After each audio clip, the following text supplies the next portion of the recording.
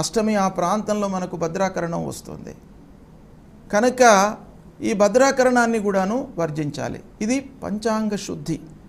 అంటే ప్రప్రథమంగా అందరూ చూడవలసింది ఏంటయ్యానంటే పంచాంగ శుద్ధి. పంచాంగ శుద్ధి ఉన్న తర్వాత నెక్స్ట్ స్టెప్ మనకు వేరే పరిహారాలు ఎలా ఉన్నాయి, వేరే దోషాలు ఎలా ఉన్నాయి మనం పెట్టుకున్నటువంటి సమయానికి. ముఖ్యంగా శాస్త్రంలో మనకి ఏం చెప్పబడి ఉందంటే ఎన్నెన్నో దోషాలు ఉన్నాయి.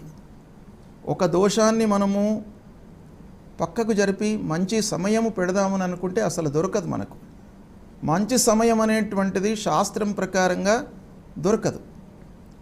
బ్రహ్మదేవుడే చెప్పాడు, బ్రహ్మవా పరిహర్తుమత్ర సకలాన్ దోషాన్ సమర్థో నహి అని. బ్రహ్మదేవుడు కూడాను ఒక్క దోషము లేకుండా సుముహూర్తము పెట్టలేడు అనేటువంటిది మనకు కాలామృతాది గ్రంథాలలో చాలా చెప్పబడి ఉన్నది. కనుక మరి ముహూర్తం ఎలా నిర్ణయించాలి? ఇన్ని దోషాలు ఉన్నప్పటికీ ముఖ్యమైనటువంటి దోషాలు లేకుండా మనం ముహూర్తం పెట్టుకోవాలి. ఎందుకంటే మన వైదిక సాంప్రదాయం ప్రకారంగా ఈ శాస్త్రంలో భగవంతుడు మనకు సృష్టిని యాదృచ్ఛికంగా ఇచ్చాడు. అంటే ఫలానా వాళ్ళ ఇంట్లో నేను పుట్టాలని ఎవడు కూడాను అనుకోలేదు. అది యాదృచ్ఛికంగా జరిగినటువంటి సంఘటన. అయితే వాడి కర్మ మూలకంగా ఆ గ్రహస్థితి అనేటువంటిది జన్మ సమయంలో సంభవిస్తుంది.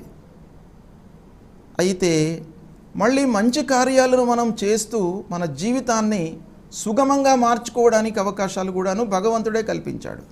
అందులో భాగంగానే ఈ ముహూర్తాలన్నీ కూడాను నిర్ణయించుకోవాలి.